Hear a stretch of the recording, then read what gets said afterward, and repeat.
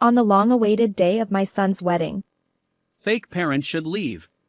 he said, and then proceeded to pour beer on me. I couldn't immediately comprehend what was happening. However, my son continued to hurl hurtful words, and gradually, my heart closed off. Well, whatever. I shook off my husband's attempt to hold me back and left the venue. My son watched me comply without resistance, wearing a satisfied expression. Little did he know that a tremendous tragedy was about to befall him.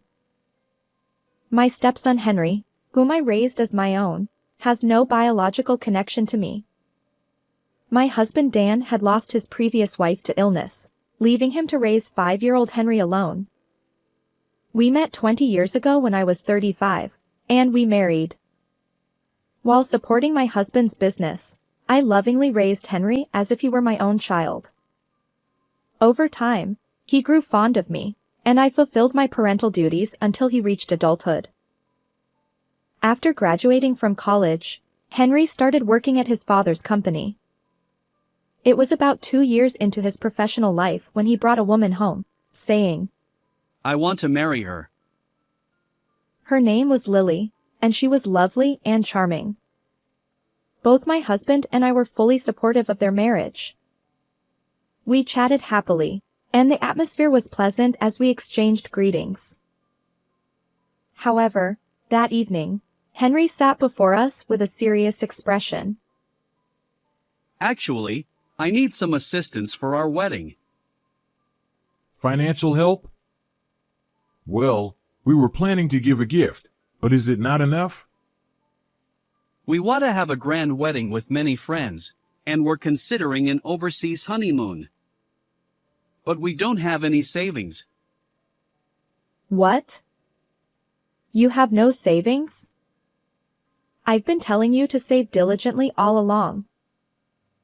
Indeed, my son often went out drinking, and I had noticed his expensive hobbies like watches and cars. Although I refrained from commenting on what he did with his own earnings, this time, I couldn't help but be astonished by his lack of planning. If you don't have money, shouldn't you consider a small family-only wedding or a domestic trip? Choose a plan that suits you. My husband's words made sense, and I nodded in agreement. But we've already visited various wedding venues, discussed travel plans with her, and it's too late to back out now. Dad, please. Seeing my son's teary expression, I recalled the family trip Henry had thoughtfully planned for our 20th anniversary. He put so much effort into it even though he didn't have much money. Regretting that I had taken it for granted because it was a local trip, I decided to extend a helping hand. Maybe we should consider providing financial assistance? After all, marriage is a once-in-a-lifetime event. Mom. Well, if you say so. Henry, now that you're starting a family, make sure to save properly. Of course. Thanks, Dad. After my persuasion, my husband agreed to assist our son. Although I thought I might be indulging him a bit, I wanted to send off our dear son into married life with a positive feeling. Finally, on the long-awaited wedding day, my husband and I were busy greeting guests who were relaxing with welcome drinks before the ceremony. We returned to the family waiting room during a brief lull, but due to the tension, I was already exhausted even before the wedding began. It turns out the groom's parents have quite a lot to do. Indeed. We can finally take a breather. As my husband and I caught our breath, our son, dressed in a tuxedo, appeared with a beer bottle in hand. His hair was neatly styled, but he seemed to have already consumed quite a bit of alcohol. His face was flushed, and his collar was loosened, exuding a cheerful vibe. What? Henry, are you already drinking? I had the staff bring it earlier. It's a special day, so we can't celebrate without a drink, right? Hey, even though you're the main character, is it okay for you to be like this now? Soothingly, my son replied, It's fine. as he handed a glass to my husband and poured beer, exchanging cheerful words.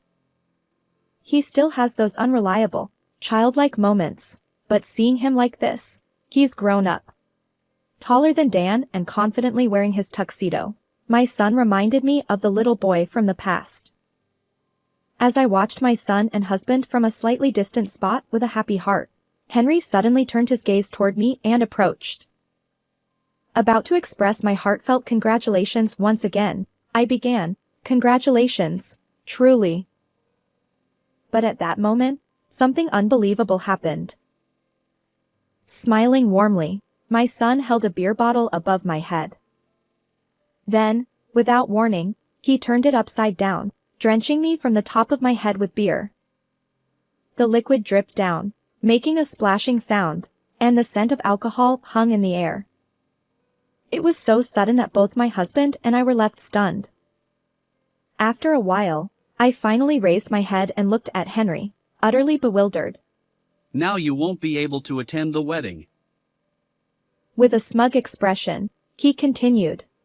Until now, I pretended to play parent-child with you because I thought I needed a housekeeper to take care of things around me. What? Wait, a housekeeper? What are you talking about? Despite being unemployed, you ingratiated yourself with Dad, lived off his money, and called yourself a full-time housewife. But I've never considered you my mother. Caught off guard by my son's sudden change, I struggled to comprehend. I've poured genuine affection into you, believing I was your real parent. And yet. Enough. From now on, Lily will take care of things as my housekeeper. You're not needed. As a fake parent, you won't participate in the wedding. Outsiders can leave. I had raised Henry with love, trying not to make him feel lonely after losing his biological mother. But my one-sided efforts were met with disdain behind the scenes. Hearing Henry's true feelings and facing his verbal attack left me in shock. What kind of words are you saying to your mom? Even Dan, who had heard our son's outburst, rushed over, grabbing Henry's collar and shouting at him. Yet Henry remained unfazed.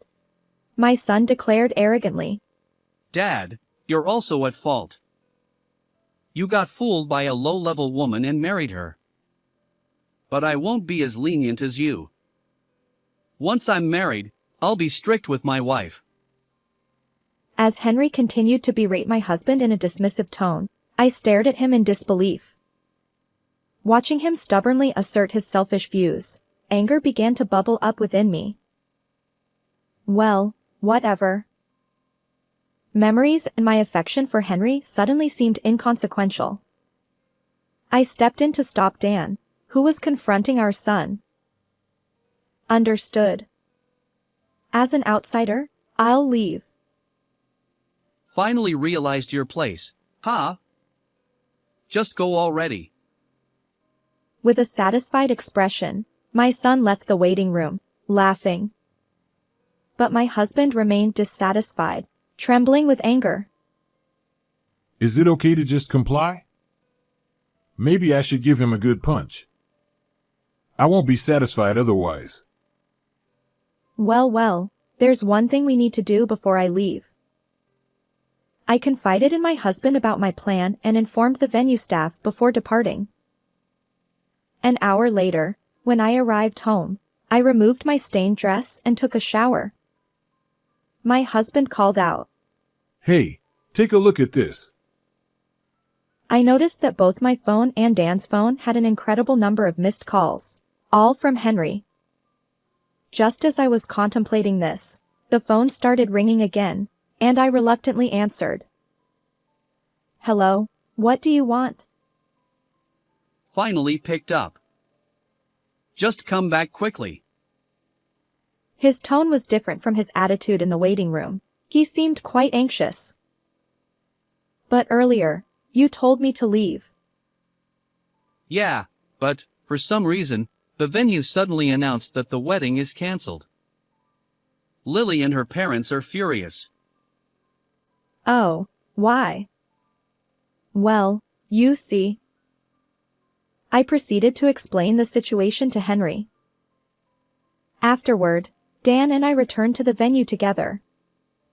When we arrived, the celebratory atmosphere from earlier had completely vanished. Guests, informed of the sudden cancellation, were dispersing with discontented expressions. Against the flow of guests, we entered the venue, where Henry was surrounded by Lily and her parents, receiving their reproachful words. Upon seeing my husband and me arrive, Henry pushed through the crowd and hurriedly approached my husband. In a hushed voice, he confronted my husband, trying to keep it from Lily and her parents. Why did you say you wouldn't pay for the venue? You promised. You've got it all wrong. It's not me who pays, it's Mary. But after the way you treated her, there's no way she'll cover the expenses. Wait, what do you mean? Henry looked bewildered by my husband's words and glanced at me. The truth was, the company Dan now runs was originally founded by me. When Dan and I got married, he was an employee in my company, and I worked as the CEO. However, I felt concerned that Henry, Dan's son, wasn't opening up to me. Wanting to fully engage with my new family, I made the bold decision to step down as CEO, become a full-time homemaker, and prioritize communication with my son. Initially, I felt left behind by society and wrestled with doubts. But as Henry gradually showed more affection and dependence, I believed my choice was right. At the time, he was still quite young and didn't remember when his father took over as CEO. Hence, he mistakenly thought that his unemployed stepmother had married into the company. The reason we have money now is that Mary founded the current company. Huh? But that's ancient history, right? The current CEO is Dad. No, the crucial decisions are still made by Mary. She's essentially like a business leader. But Henry was left speechless by Dan's words. In reality, even after Dan took over as CEO, my name remained associated with the company, and I served as an advisor to him. If you thought of me as a housekeeper, then I have no obligation to provide money for you. damn it! Shut up! When I pushed back, Henry erupted in anger. It's unfair now. The wedding is ruined, and there are cancellation fees. We've already booked the honeymoon. You'll pay as promised. With a flushed face, Henry confronted me, but just then, Lily, having heard the shouting, approached. Hold on. What's going on? You were bragging about paying for everything yourself. Well, that's... Wait, were you planning to make your parents pay for everything? You're too old for that. How low? It seemed that despite asking us for financial assistance, our son had been trying to impress Lily by pretending to have money. By the way, you said you had no savings, and you mentioned that once you're married, Lily would be like a housekeeper taking care of things, right? Huh? We're both working, so we agreed to share household chores, didn't we? What's going on? Henry stumbled over his words, further berated by Lily. We allowed this marriage because we heard you were the future CEO. But it seems your relationship with your parents isn't great. Are you really okay? Lily's parents, who had observed the exchange, joined in, confronting our son. Well, yes, I'm perfectly fine. I never intended for our son to be the successor. Besides, I've never even discussed that with Henry. Wait, am I not going to be the next CEO? No way. The company was originally Mary's, and nowadays, not all businesses are family-run. We'll entrust it to someone more capable than you, who struggles with work. But, Henry had mistakenly assumed he would inherit the company and had been spreading this false narrative. Now, his web of lies was unraveling. Furious, Lily declared. I need to reconsider this marriage. With her parents, she left abruptly. Despite Henry's tearful pleas, Lily never looked back. I'm cutting ties with you as my son. I can't forgive how you treated Mary. And of course, you're fired from the company. Upon hearing Dan's words, Henry turned pale, trembling and sweating. He clung to me, sobbing. it's all my fault. I apologize. Mom, you won't abandon me, right? We're still family, aren't we? Family, you're saying that? It's too late for apologies. I'm just a housekeeper without any blood ties. Henry, tearful before me, no longer resembled the beloved son I once knew. I pushed him away, saying, I have no obligation to you. Alongside my husband, we left the scene. Later, Lily apparently called off the engagement with our son. All that remained for him were the cancellation fees of $12,000 for the venue and honeymoon. With no savings, Henry borrowed money to repay it and now works day labor jobs to make ends meet. Unfortunately, rumors about our son spread among the wedding guests, and he lost not only family and his fiancée but also friends. He now lives in loneliness. As for me, I had planned to return to work once our son left the nest. Now, I'm back at the company, working diligently alongside Dan. I find fulfillment in my busy yet enjoyable days as the CEO, while Dan serves as vice president. How did you find this story? Don't forget to subscribe to the channel. Until next time in the next video.